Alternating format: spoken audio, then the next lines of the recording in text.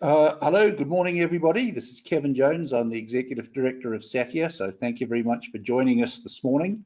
We're going to be specifically talking about the pro audio industry. And before we start, I just wanted to give you a brief rundown of SACIA and who we are and what we do. So SACIA is a SACWA recognized professional body. And just to put this into perspective, if we have a look at the music industry as it stands in South Africa at the moment, there are lots of organisations that are focused on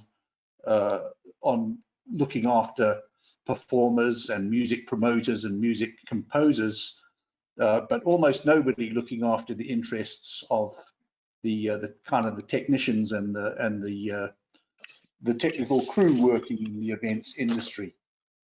And so you've got organisations like SAMPA, the Music Promoters Association, or the Gospel Music Association, or the Musicians Association. Lots of different organisations looking after the interests of the musician, but nobody looking after the interests of the crew. And one of the things that we're looking to do is to focus on the technical aspects of audio.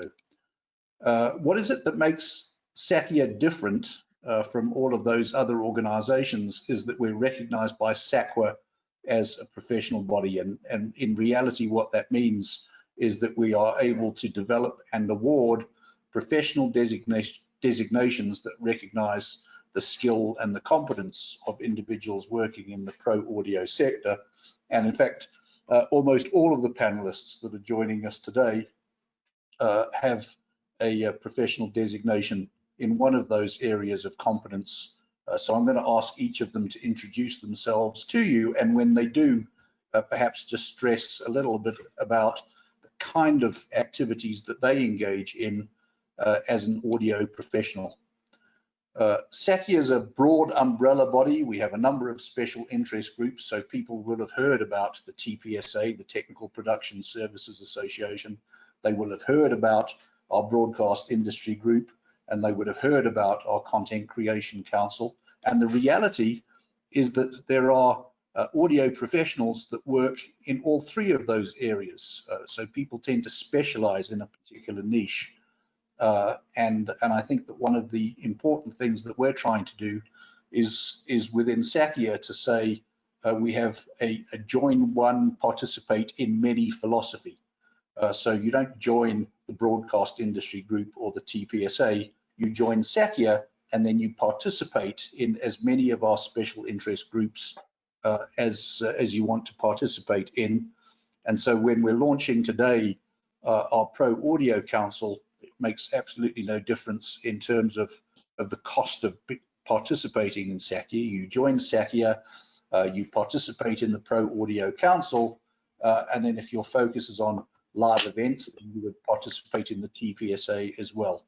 If your focus is on location sound, then you would participate in perhaps the Content Creation Council as well. And if you wanted to do more than two, that's also fine. As I said, we develop and award professional designations for people working in theatre, for people working in the live events industry, for people working in the audiovisual sector, for people working in broadcast content creation. And all of our designations are listed on the National Qualifications Framework and registered with SACWA. So it's a formal recognition of skills and competence. And we award these based on what SACWA call the 4 E's of excellence.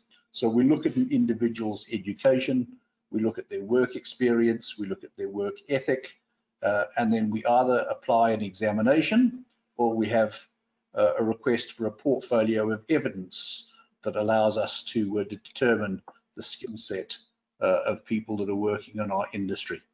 We operate in terms of the National Qualifications Framework Act, and that imposes certain obligations on us as an association, and those obligations are to promote public understanding of and trust in professions through the award of professional designations.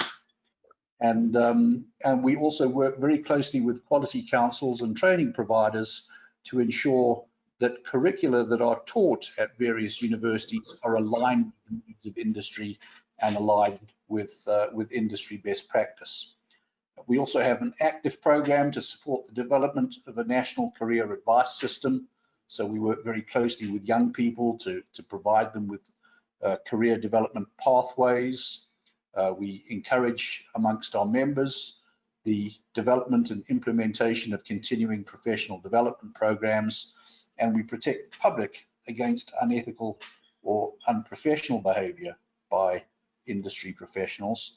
And perhaps importantly, these are things that a regular association does not necessarily do. These are activities that are imposed upon us. We willingly embrace them, of course, but they're imposed upon us by the National Qualifications Framework Act.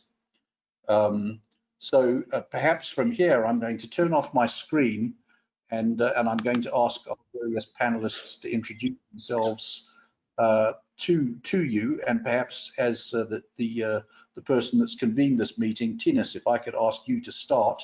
So let me turn off my screen, and Tinus, if you could just introduce yourself, give us a little bit of background about who you are and what area of audio do you work in?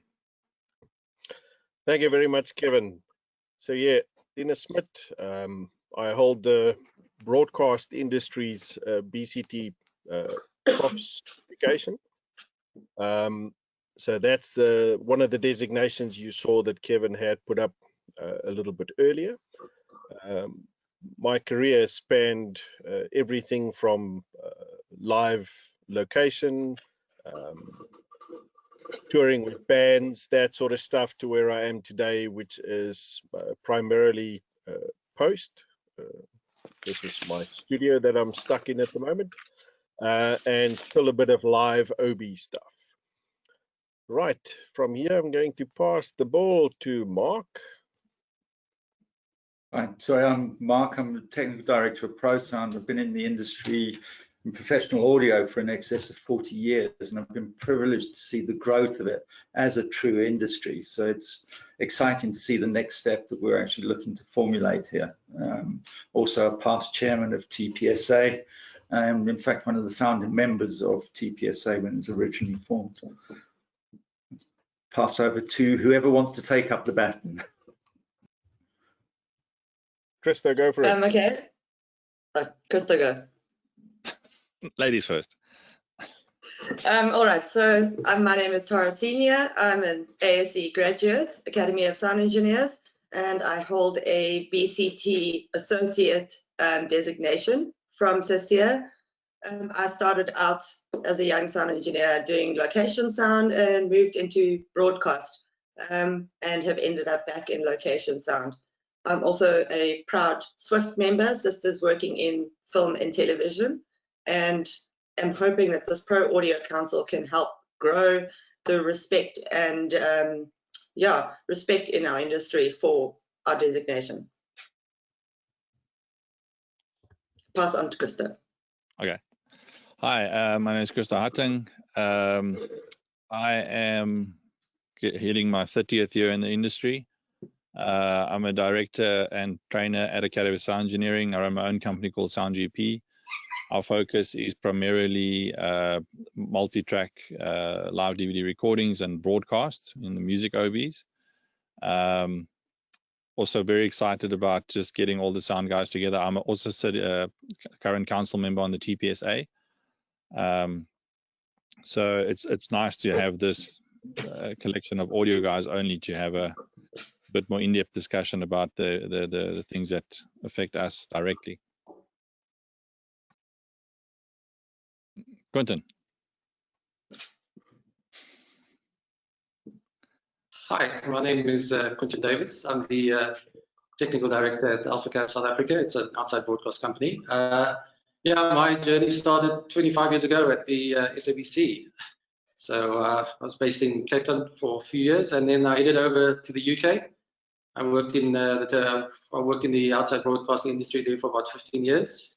Returned back to South Africa a couple of years ago, and yeah, here I am. Still busy in the industry, but yeah, I think the main thing, like everyone's been saying, it's just been good trying to get together and hopefully form some sort of definitive council that we can all embark on and yeah, just have a good chat about everything. Okay, Jean-Paul. Hi, so yeah, I'm JP. Started in the sound industry at about the age 11. My dad had a sound company in Cape Town focused on gospel events. After that, started freelancing, worked my way up to the Middle East, back down to Joburg. I now head the audio at Acts Christian Church in Midrand, and I run a sound company, an AV integrating company called Stage Tech. Yeah. And Keith. Keith Davis with an extra letter to Quentin's, an extra E in there. I actually went in the opposite direction to Quentin. I started Thames Television in London and moved to South Africa in '89. Like Tinus, I've done pretty much everything, apart from maybe radio sound, but pretty much every other aspect of audio, and these days spend quite a lot of my time training. That is me. So very nice. So Tinus, I'm going to ask you to drive the conversation, but before I do that, since the audience has now learned a little bit about who we are, I'm going to open up a poll and ask them to give us some insight into who they are.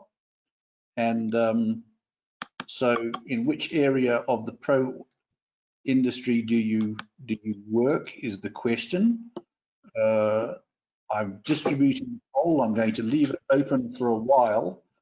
So at the moment, first couple of people have said 100% live broadcast. Oh, that didn't last very long. I'm going to leave that up on the screen for a while, just while people fill in the answer. 36%, 38% voted. So Tinus, whilst that's going along, would you do you want to continue the conversation? Yes, indeed. Right, so the whole purpose behind us getting together today is to announce the whole idea behind a professional audio council. Why one? What's the reasons behind it? What is it supposed to do? I've put a panel together that is fairly diverse. On that note, we have two members of the panel that had to apologize. Those of you working in this industry will know audio is usually the last being thought of or at the back of the chain. And these guys got caught up in that very same thing. So last minute changes has seen them with work commitments that couldn't have them join our panel this morning. Okay, Aside so Tinus, I'm just going to close it. We've got 83% of the people have voted. I'm just going to close the poll, and then if I can share the results quickly, it'll give everybody an insight into who's participating in the webinar. So actually most people involved in live broadcast, 29%, 6% audio post, only 14% live sound, which surprises me a little, and then 14% any other. Not altogether sure what that might mean, but if people have any questions or comments, they can post them in the questions tab. So yeah, let me close that. Everybody's back to where they were. All right, so other is quite diverse. That's part of our challenge here, and one of the reasons we're moving towards creating this particular council in this shape that we're trying to put it together at the moment. That other category fits just about everybody that touches audio that doesn't fall in those sort of primary categories that we're all very familiar with. That's guys doing engineering from home studios, musicians, and any other field, literally. So there are even some DJs that would fall in the sound engineers category, although not all. Anybody that has an interest in sound engineering or has a role to play One of the key things we've discovered over the years is sound people tend to work on their own by themselves. It's a very isolated career for the most part. And as such, we end up thinking in those sort of siloed ways. And we've always struggled to get the audio community to band together to form a grouping where we can have a voice.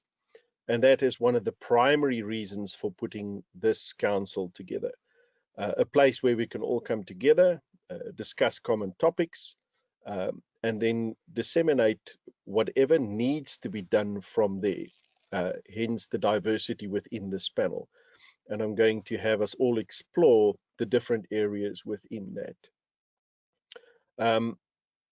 Having a sound community as diverse as we are and being used to playing sort of only on your own turf sort of lets us view others as competitors most of the time. In this particular instance, in this sort of environment, we want to try and open that field where we can stimulate discussion and also get to a place where we can address specific needs within the industry that is unique to sound. I'm going to highlight one area. Of late, SACIA has been very involved in putting together protocols for those of us returning back to work. And if you've ever paid attention to any of those or followed any of the webinars we did on that, whenever we got to the sound requirements, for instance, there were 1, 2, maybe 3 points for audio, nothing drilling down into detail. This council is an ideal place where we can come together and sort of flesh that out and give sound guys a much better perspective or idea of what we should be doing, whether that be on location, whether that be in studio, OB, wherever the case may be. That's just one practical example of that. Then we get to the brass tacks, and that is why an audio council. And we've been bouncing that around this group, and I'm trusting that all of that will come out. We'll see how much of that gets around in this conversation. Towards the end, there might be some time for a few questions. So if you have any, please send them through. I'll get Kevin to pass those on, and we'll see if we address them. I have a good suspicion that we'll be answering most of those in the conversations that's about to follow. All right, so to get the ball rolling, I'm going to ask Mark just to give us a little bit of background from the TPSA perspective, TLE, that designation that is already in existence that takes care of audio in that realm. Basically, the TPSA was created prior to SACIA as a means to actually get people in the industry talking as a peer-to-peer conversation group. But one of the objectives way back then was to actually get some form of official recognition in terms of qualification, that we could actually start progressing the industry. And that's been picked up beautifully by other external organizations now, like ASC, represented by Cristo and the rest of it. But we're still finding that there's people in the industry that don't have any formal qualification and don't want to go back and, like myself, to go back to school would be a bit atrocious. I mean, I'd be picked on and bullied, I think, at my age. But in terms of what we were trying to do with TPSA and following under the confines of SACIA was to actually get some form of recognition, academic level recognition that could be passed through. And I think the introduction of the TLE was the first stepping stone to that, but it's got to be accepted that it's broad-based within the theatre and live events industry. Although you can then pick your speciality further down the chain when you become a professional, it's still part of that theatre and live events industry. And I think that follows across with all of the SACIA special interest groups, is that they are fairly broad-based, and that was part of our discussions earlier today. So, you know, in terms of the Pro Audio Council, is a means to actually identify more our speciality within each of those other disciplines. Part of the discussion has been whether it's a necessity to have a completely independent council. or whether it should fall under existing interest groups. And I think that's part and parcel of what this webinar is all about today. But I think we all recognize that more than anything, it's the upliftment of people coming into the industry that we need to be aiming at. And it's what we as a grouping can actually do to facilitate that and actually disseminate the information, and whether that is just peer-to-peer discussions or whether it's some form of formal qualification. I think that's the target that we've got as a grouping now to work our way forward. I don't know whether that answered what you were looking for there, Tinus. Indeed, yes, thank you very much. So from that point, I'm going to shift over to Cristo to tie in directly from that and share with us a little bit of your experience, even where ASE comes into play. Yeah, so from ASE's perspective, obviously our role in the industry is education, and we've broken it down into 4 main streams: post-production, live sound, broadcast, and music production.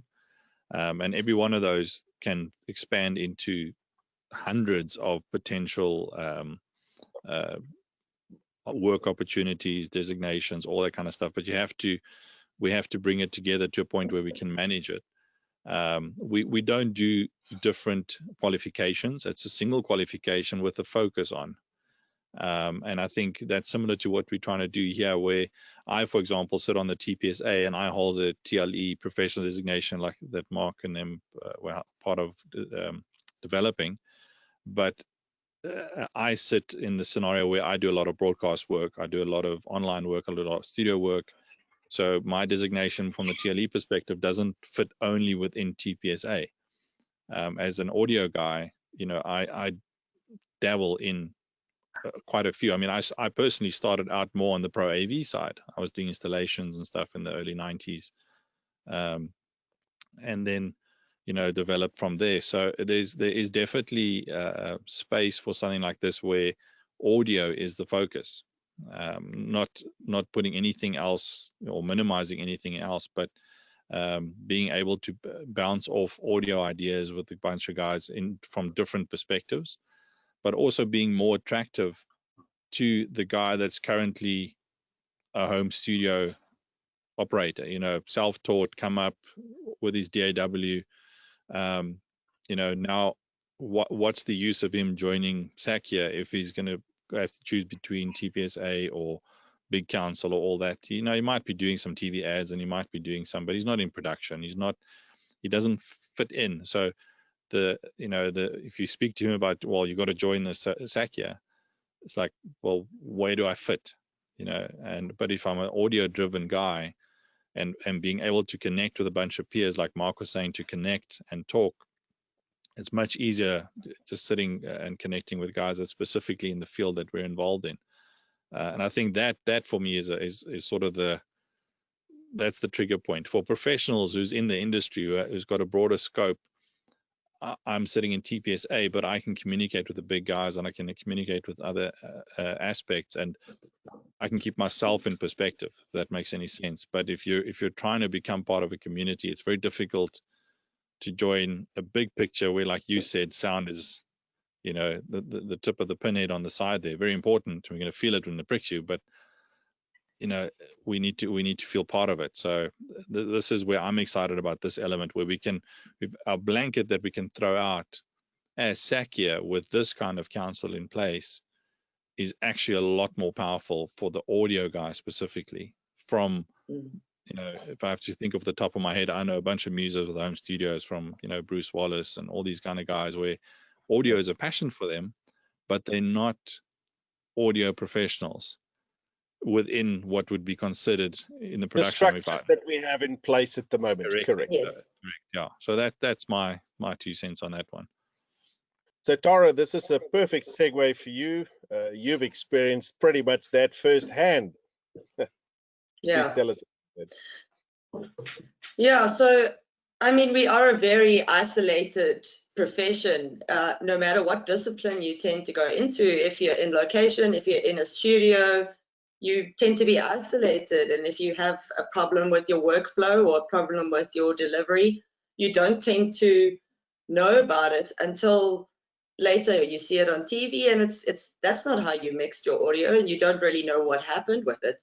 I feel like having a communication between location sound engineers and the post guys, and understanding what they need from me, understanding how they would like things delivered, and understanding that maybe that is how I'm delivering it, but it's not getting to them in that way. Finding the breaks in the link of the chain are things we've never really been able to do, because we tend to separate ourselves, and we tend to be so separated in our industry. So uniting all of the disciplines of sound will make our end product of sound completely, just 100% more, the quality will be so much better. And we have this predisposed notion that we are the ugly duckling of the industry, and we tend to self-perpetuate this by just being like, okay, well, I'm not going to say anything because I'm sound, so I'm just going to deal with what I get, and that's how it's going to be. And I think if we all if we kind of come together as one community and communicate our needs adequately to the rest of the industry, and the rest of production understands what sound needs from them in order to deliver the product that they would like to get from us, we might be able to do that more adequately as a whole unit, instead of trying to shout to the wind, as you might say, as individuals, as we have been doing for so long.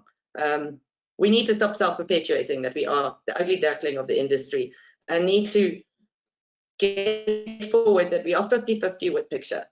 And it's just not, it's not the way it is currently. I saw your face, Tinus. We are 50-50 with picture, unless you're making a silent picture, but that's up to you. 70-30, So, we're ahead. Yeah. Yeah. I was going to say 80-20. Yeah, we would think, we like to think that, but quiet, guys, don't say. So I think, yeah, coming together it's going to change how sound is perceived by the rest of the industry. It's going to give us a stronger voice to the rest of the industry. Absolutely. We need to raise the bar. We need to professionalize our industry by putting standards in place. One of the reasons we want to develop potentially going forward the designation specifically suited for sound engineers.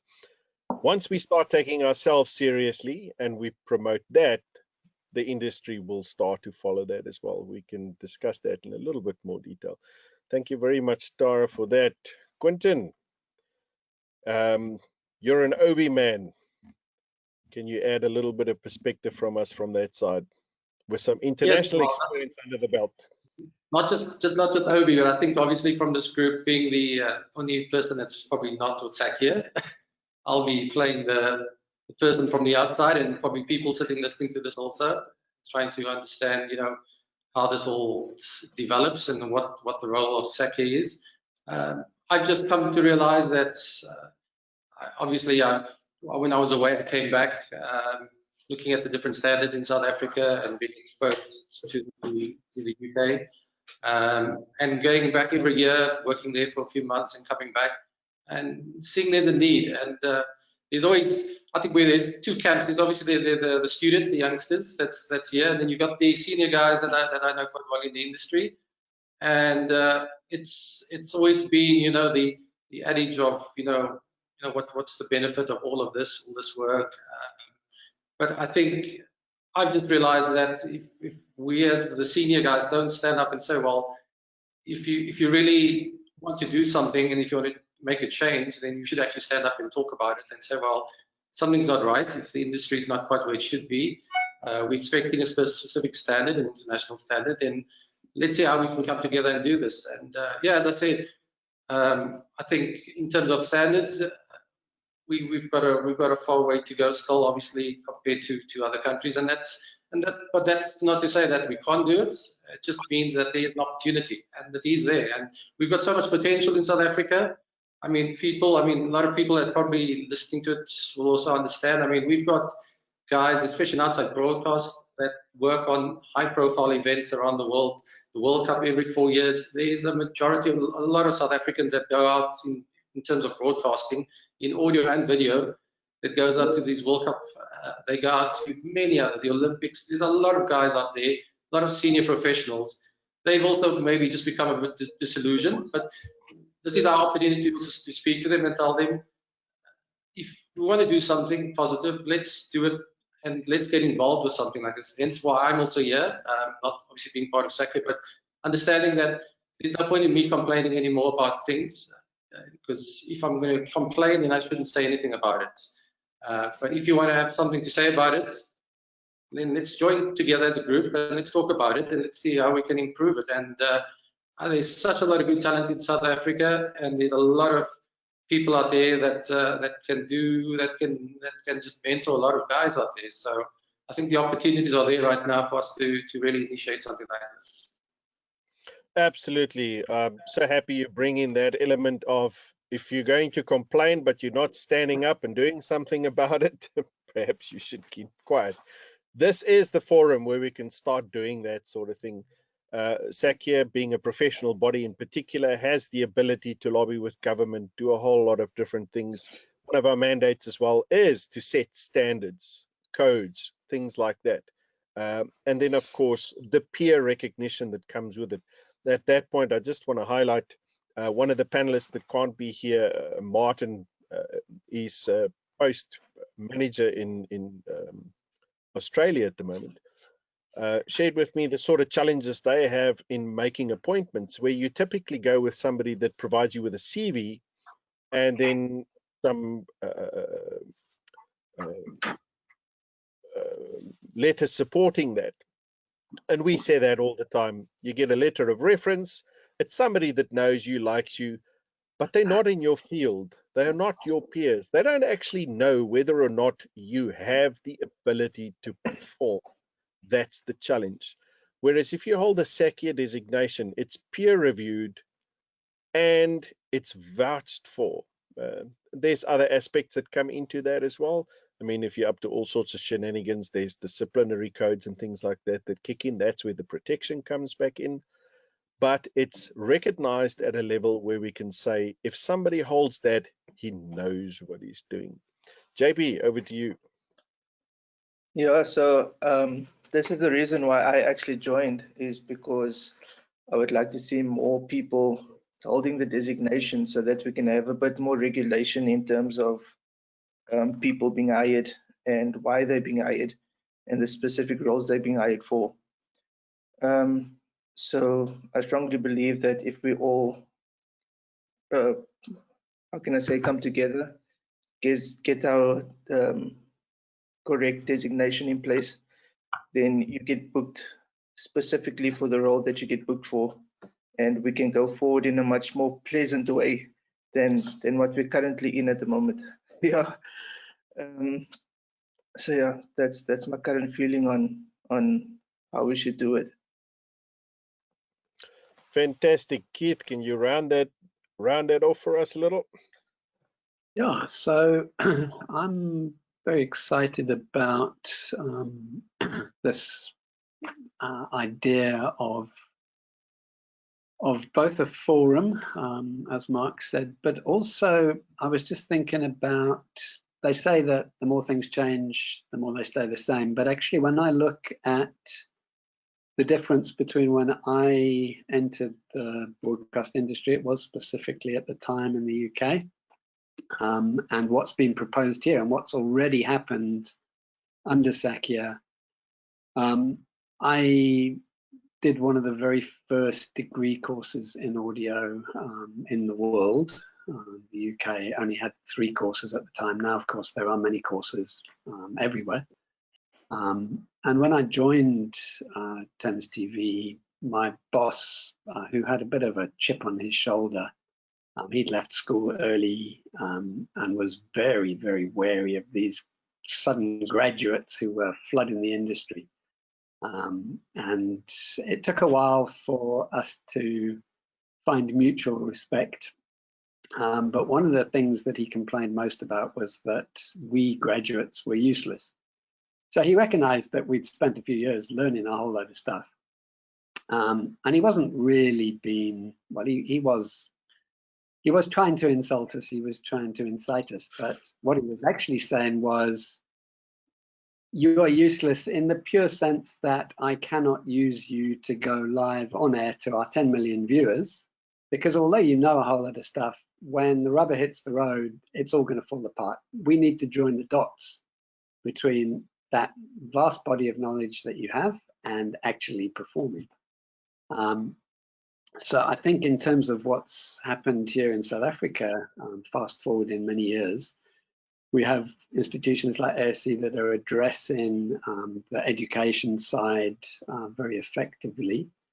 And part of what SACIA is obviously trying to do is to be across that joining the dots bit. So in other words, whether you have a formal qualification or whether you've sort of meandered into the industry, been apprenticed, as was always the model decades ago, you have a way of having your capability within the industry measured and acknowledged. I think the ability to come out of our silos and get input is really, really enormous. So when I look at what we had back in those days, we came into an industry that nobody had told us what it was really like. So unlike institutions like SACIA, where there's a lot of industry knowledge among those who are lecturing, our lecturers knew nothing about broadcast. So we're already in a much better place here. But I think the ability to inform, encourage, and like Tara said, to join the links, the missing links, is absolutely enormous. That's something that in all my time there, we never had. You learned on the job, and it was very much, you know, get your head down and get on with it. So to me, this forum and the ability to get input from those who are new in the industry as to what they need, and those of us who've been around a bit longer to be able to put something back in is fantastic. Yeah, it's me.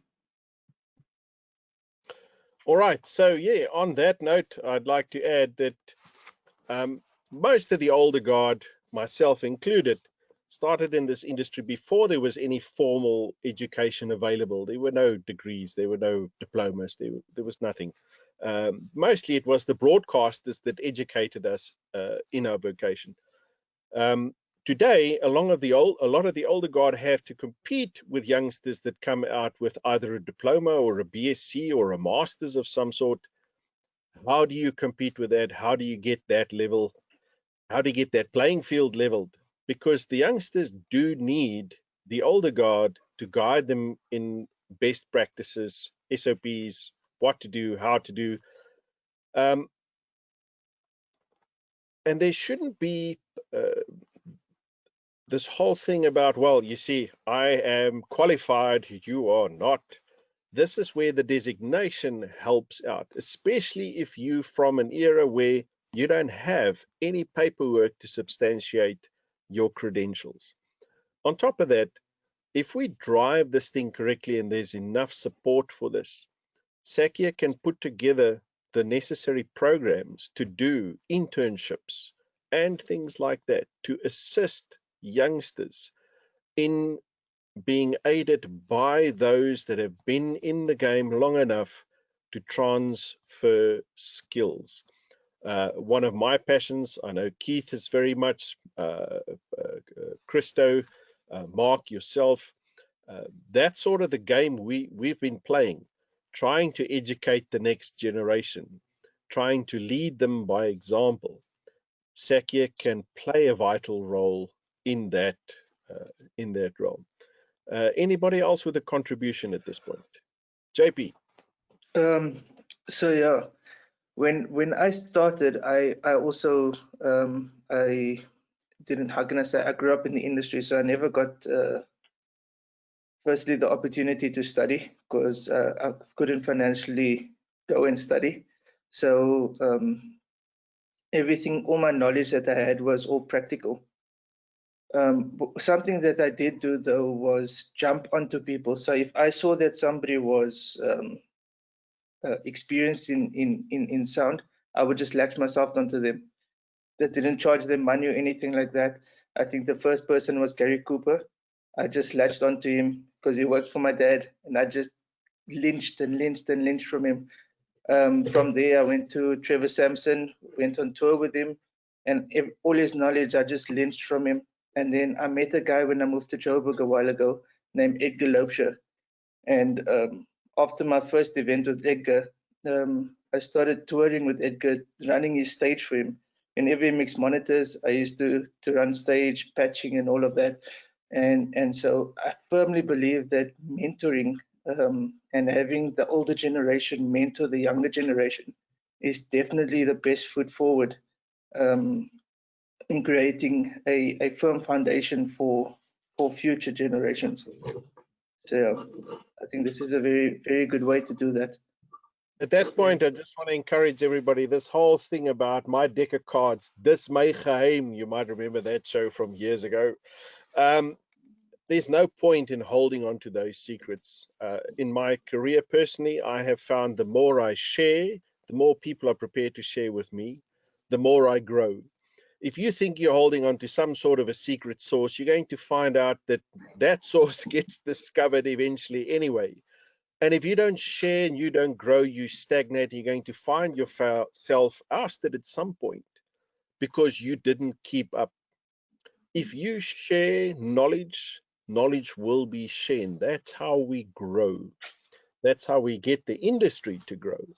We also don't want to be in a position that in the next decade, every youngster has to go through the same learning curve we did.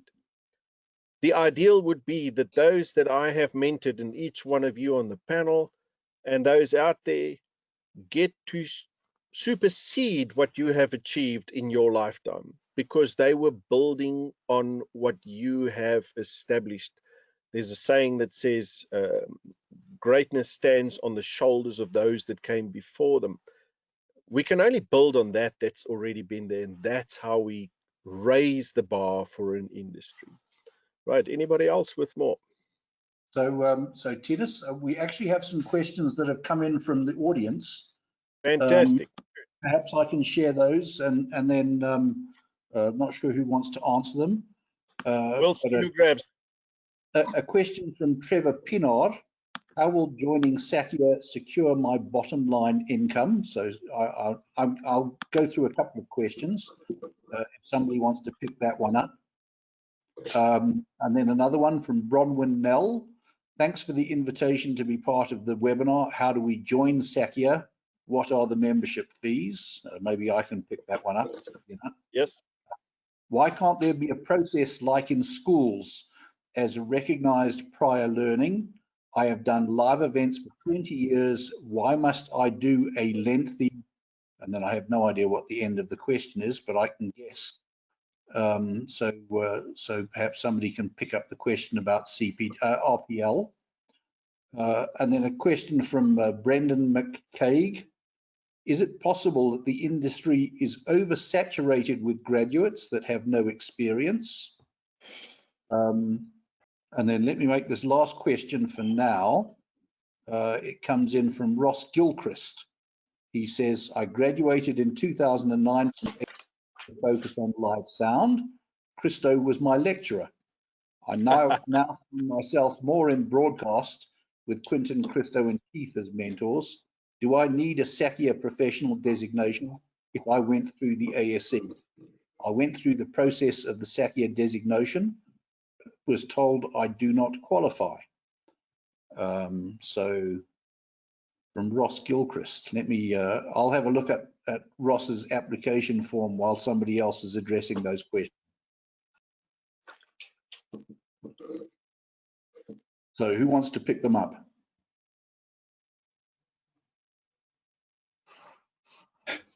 So I think the first one, Kevin, was the one about improving the bottom line by joining. How do I secure my bottom line income? That was the question from Trevor Pinard. All right. So I happen to know Trevor pretty well. This is not necessarily a means to increase your bottom line, at least not in the short term. But in the long term, what it is going to do is get our profession recognized at the professional level it deserves.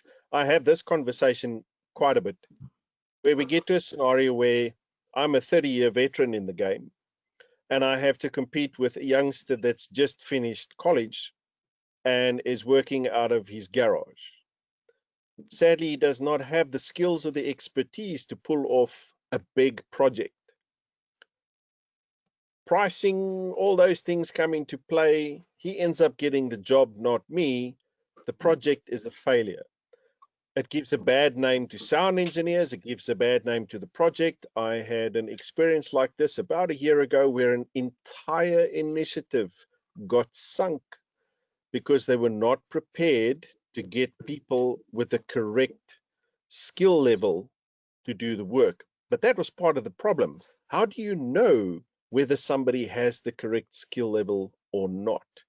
Professional designations will set that apart. In other words, if you're tackling a high-end production, insist on somebody with a professional designation at one of the 3 levels or categories that is appropriate. If it's a junior kind of job, an associate member will be suitable. If it's a job where you have somebody that absolutely has to have the experience and the knowledge, practitioner will do. If you need the really high-end big stuff, that's where the professional designation will shine. We get to a place where producers, broadcasters, people like that insist on those being fulfilled. You'll have less issues with jobs being started and not capable of completing them at the level and the expectation of the client. So Trevor, in the long run, if this perpetuates the way we hope, and everybody carries that, and that system is in place, it means if you hold a high designation and that is the requirement, at least at that level, that's where you're having the conversation. Interesting conversation I had is that won't necessarily ensure you get your price. That's part of this game. We need to negotiate with the client. But at least if the requirement is a professional or a practitioner, others at that level will have a similar expectation, and they will not be undercutting the business to the same extent as somebody who's coming into the game. So that will also help to level out that whole idea of the bottom line. Because we do have a challenge in the sense that if you don't charge well enough to do the job, you actually work yourself out of a job. We see that in reality. Tara, on that note, years ago, I used to do location sound, and I got to a space where nobody wanted to use location engineers anymore, or at least wouldn't want to pay for my gear. And yes. I got to a place where I just got rid of it. I sold it, and if anybody needed my service for location sound, they need to hire in the gear themselves, because I could not afford to maintain my equipment anymore. After a decade of that, somebody phoned me one day and said, "Where's all the good location people gone?" Well, you put them out of business. That's the reality. Right. Well, to that point, Tinus, that's pretty much why I started in location and left it, because I did location for a year and it was like pulling teeth. So I left and went to broadcast for 5 years, and then all of a sudden people decided they needed location engineers again.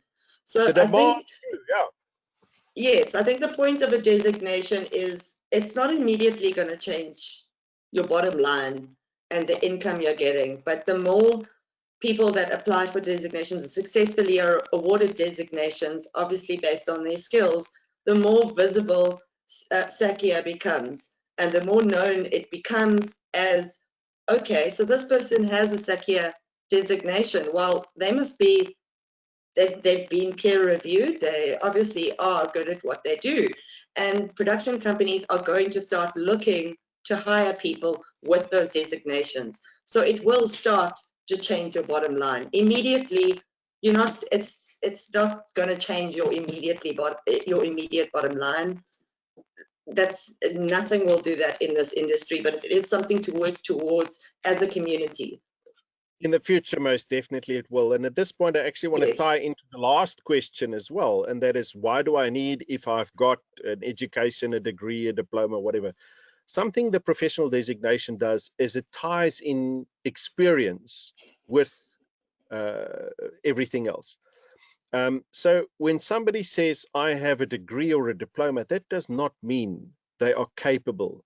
We hear this all the time. People come out of colleges and technicons, they get into the workplace and oops, they can't perform. They have the background knowledge, they have the theoretical knowledge, but they haven't dipped their toes in the pond yet. They haven't swum a length or a breadth of the pool yet. They still have to get there. The designation helps you understand at what part of an individual's journey they are. So for instance, the associate designation, you have to have diploma, for instance, and 3 years worth of experience, those two things combined. Failing which, there is the RPL component. Cristo, maybe you can pick up on that RPL bit a little. That allows you to get a designation without qualification, based purely on your experience within the industry, and your peers reviewing that and saying, yes, you actually know what you're doing. Yeah, so just on that, I was going to answer the same question. ASE, for example, we've got a diploma in sound engineering.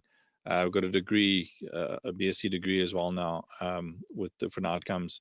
And once you've completed and you've got a qualification, and if you had to equate this to any other industry, whether it be plumbing or electrician, once you've done the studying, you need to then have a wireman's license. So you need to be part of a body that recognizes you as a qualified electrician that can keep tabs on you, that you're accountable to. We ASE cannot keep all of our graduates accountable. We give you a platform on which you can then build your career. Whichever direction you go into, you then need to be associated with that body, which at this point is what we're trying to establish. So having a diploma from Academy of Sound Engineering gives you the opportunity to start your process and become an associate, so that you can become a practitioner and then become a professional eventually. And obviously, you know, everybody that's qualified or they've got a diploma in sound engineering want to say, well, I'm obviously a professional now because I've got a diploma. So that needs to be explained a little bit as well, and just where the associate, the practitioner, and the professional comes in. We've used that wording slightly different to what some people are used to, but the need for peer recognition, peer evaluation, and all that is different to your qualification. And I mean, myself as well, when I started in this, there was nowhere to go study. So I follow the RPL process in terms of my time of experience. So if you go through the application procedure, there's room for anybody, someone like Trevor, for example, as well, you know, to go through the process, get your letters of motivation, and all that kind of stuff, and do the assessments, which will show the skill sets that you carry forward if you don't have the diplomas or degrees or anything like that. So, and that path is going to be slightly different for everybody depending on where you're at within your career. So if you're a fresh graduate from any training institution, you still have to walk the road. You still have to, like you said, put your toe in the pond so that you can fall in and, you know, and get to know how the whole industry works. And again, being an associate at associate level, as part of this association, gives you the interaction opportunity to get involved with other people that have the same focus points and the same passion about what we're doing. So I think talking from an education point of view, making sure that everybody understands what a designation is or what a qualification is, and I think Kevin always words it very well. It is two different things. If you studied mechanical engineering in 1975 and never practiced, you can't now wave that in someone's face to get a job, you know, because number one, you're out of time. Number one, everything's changed, technology's changed. In our sense, and in our designations is renewable. You have to stay, and if you go through the designations, there's a responsibility on you for continued learning. There's a responsibility on you for staying relevant constantly. You know, it's not just, well, I've done it once. It's a renewable designation that we have to go through, which basically keeps you current. You know, we always talk about lifelong learning, but it's that little pin that keeps you responsible for that scenario, if that makes Indeed. sense. So If I- Cristo is referring to CPD, the continuous professional development that is required. And on that note, I just want to make one quick distinction. RPL, there's two kinds.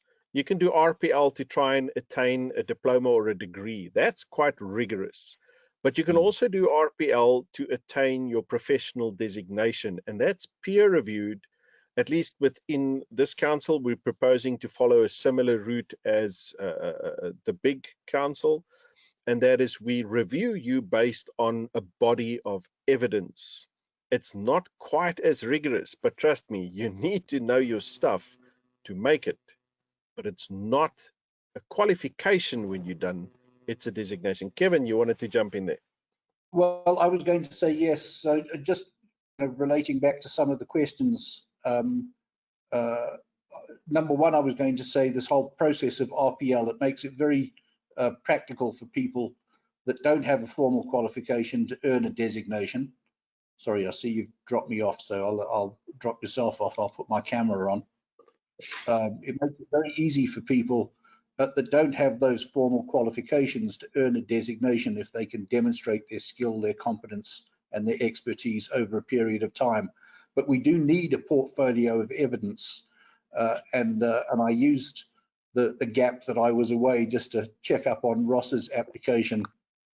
Ross actually applied for a professional designation at the same time that Tara did, and Tara can relate that the experience is it's not necessarily difficult, but you need, when people are claiming competence, we do need a portfolio of evidence that we can assess.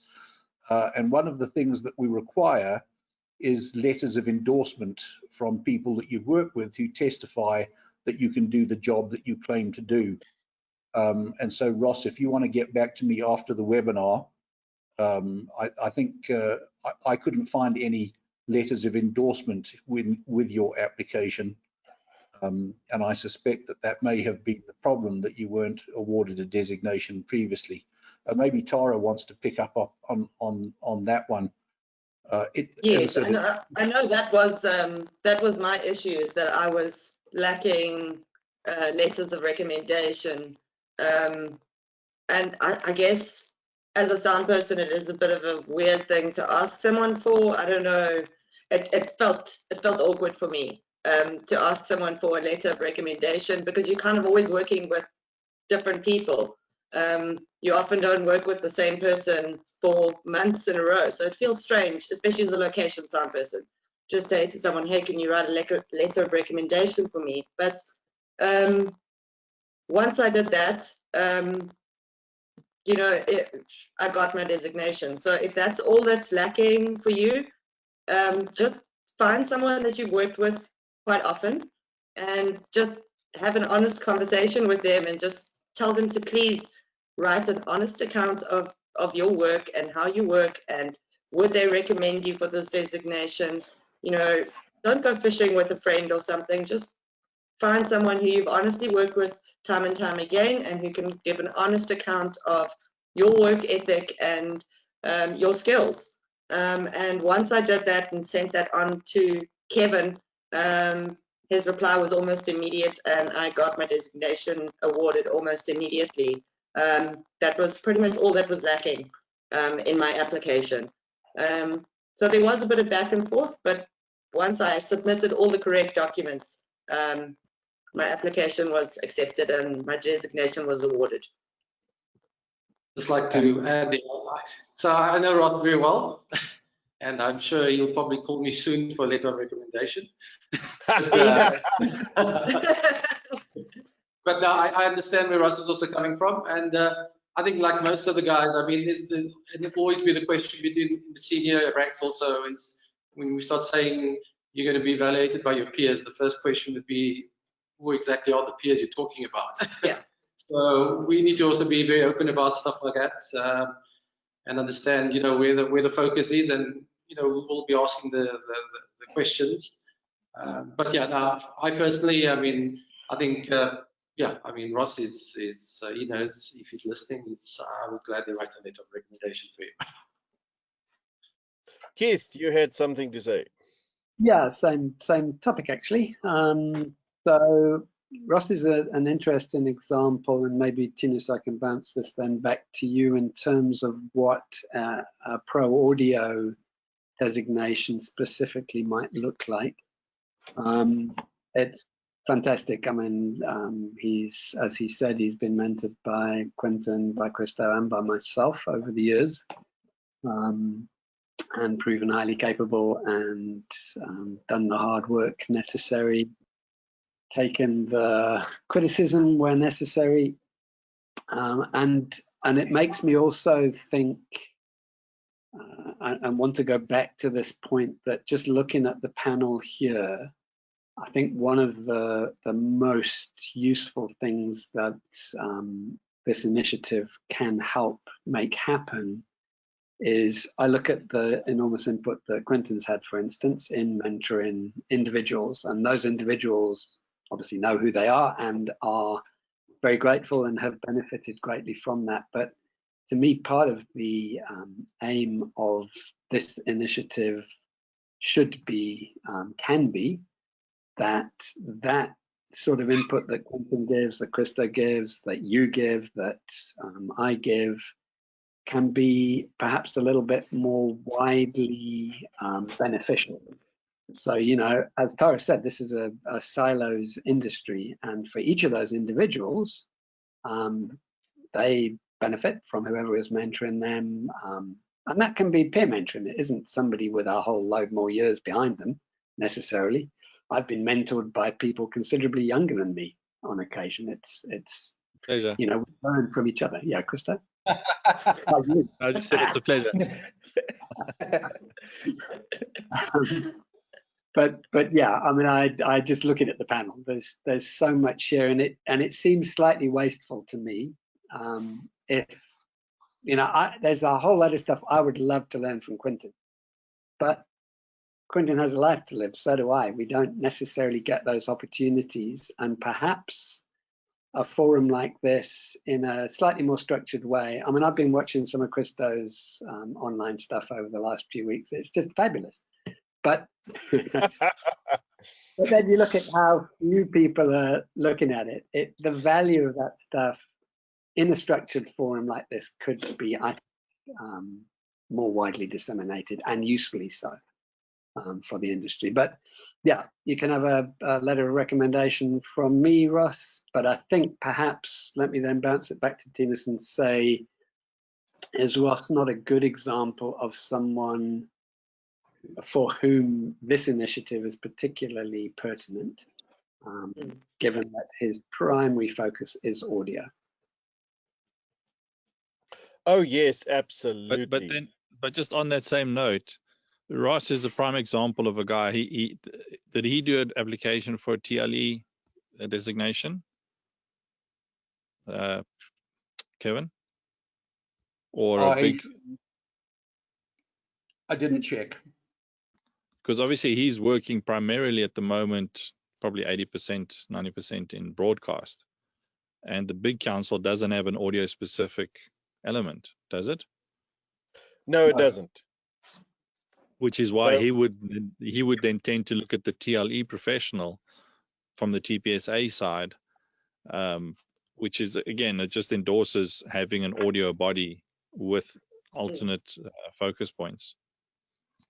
Absolutely. So one of the things we envisage is a singular pro audio professional designation,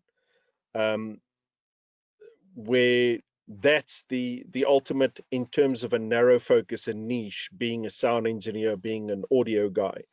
And instead of breaking that down into 10s and 20s and 30s of different little pieces, when you get awarded that designation, behind it in brackets, we will put your area of focus. So if you're doing field recording, if you're doing front of house, if you're doing audio post, OB, music, whatever your specific designation is focused towards, so that those that see that will also understand what your area of expertise is in.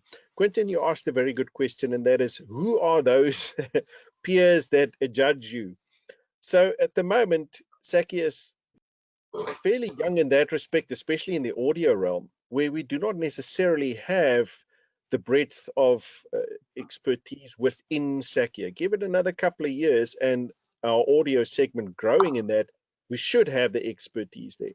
What we do from the Certification Council point of view is we will go as far as getting somebody who's not even a SACIA member, but has the expertise within a particular area to assist us in understanding the skills required in order to make that certification process legitimate.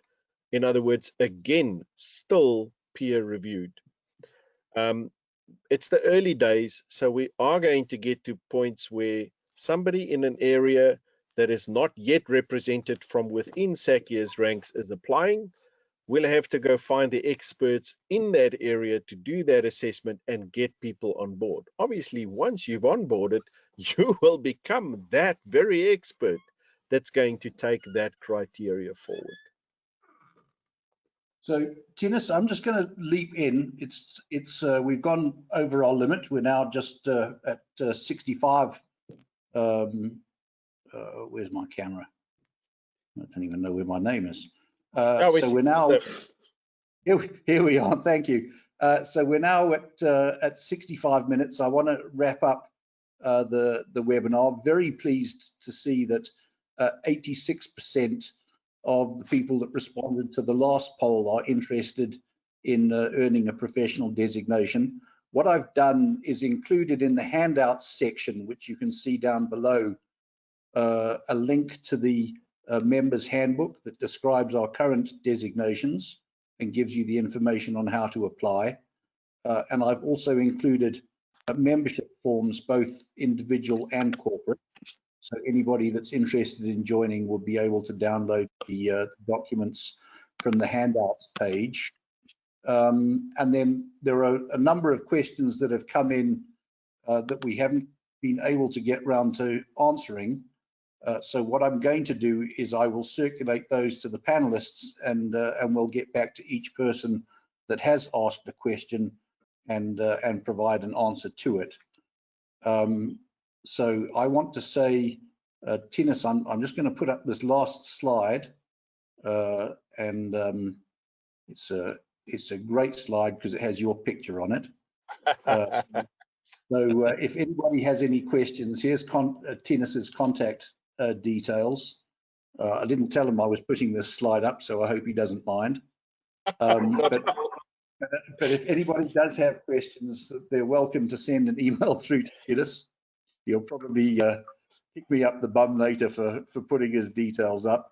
And I want to say thank you very much to everybody that joined our panel. Thank you very much to everybody that participated. We're at the end of the event and we still have more than 50 people participating. So I think it's been very worthwhile for the delegates. So yeah, thank you very much. And if you have any questions, let's just get back to Tinus and we'll take it from there. Thank you. Cheerio, everybody. Thank you. Sure, bye. You can be a bit more. Bye.